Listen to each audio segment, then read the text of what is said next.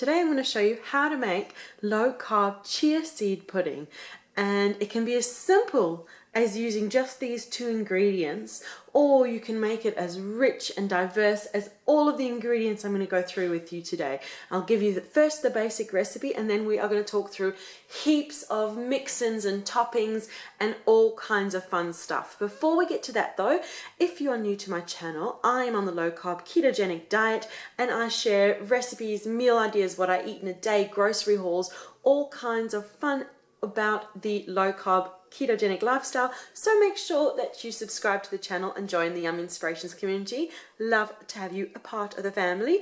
And today I have for you this low carb chia seed pudding. So I'm going to start off with giving you the really basic recipe, and then we're going to mix it up and have some fun. So first off, we have our chia seeds, and we are going to grab ourselves a glass, a jar, a mug, any kind of vessel you'd like to use it for. You can use it in a mason jar, you can pop it in a container, and we are going to use 2 tablespoons of chia seeds. Chia seeds are full of fiber, full of protein, full of calcium. They are a nutrition powerhouse. If you haven't gotten into chia seeds yet, get onto it. So we're going to add 2 tablespoons, 1 and 2 tablespoons of chia seeds to our glass.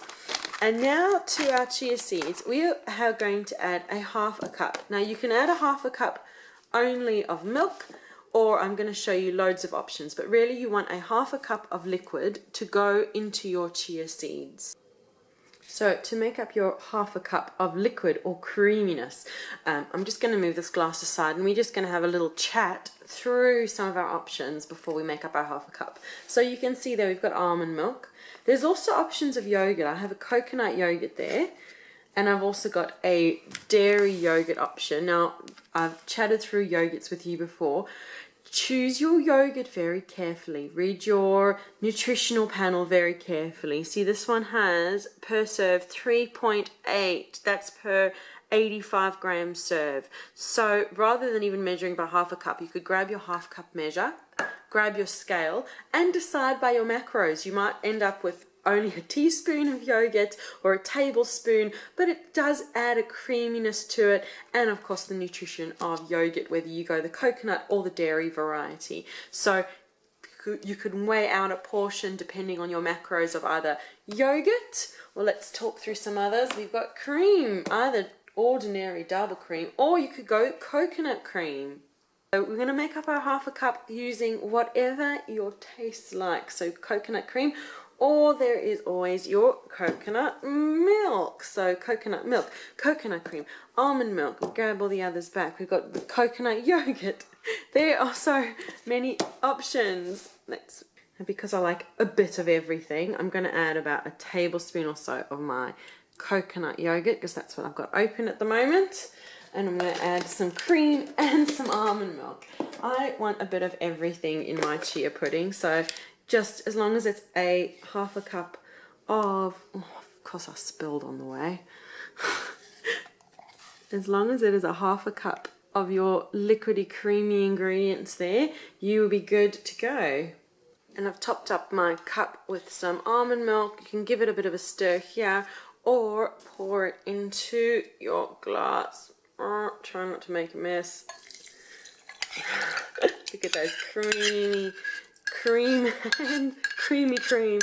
and yogurt. Now you could just leave it at that. That is your chia pudding there.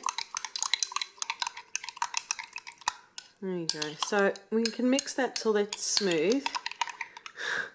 Made a big mess today. And now let's talk some mix-ins so that you can have this just as it is. Pop it in the fridge, and you're going to have a lovely coconutty, because of the coconut yogurt, or just a lovely chia pudding. Have it just like that. Or let's talk some mix-ins, some flavors. You can simply just add a little bit of flavoring to it in the form of, I've got that salted caramel, we've got chocolate, and we've got peppermint flavor. So you can add a quarter or so of, or half, depending how strong you want it, a teaspoon of any of those flavorings. And also, actually, before you even pop the chia seeds in here, if you want, you can always grind it if you want it smooth. I like it a little bit nice and puddingy and lumpy, so I'm quite happy keeping it just like that.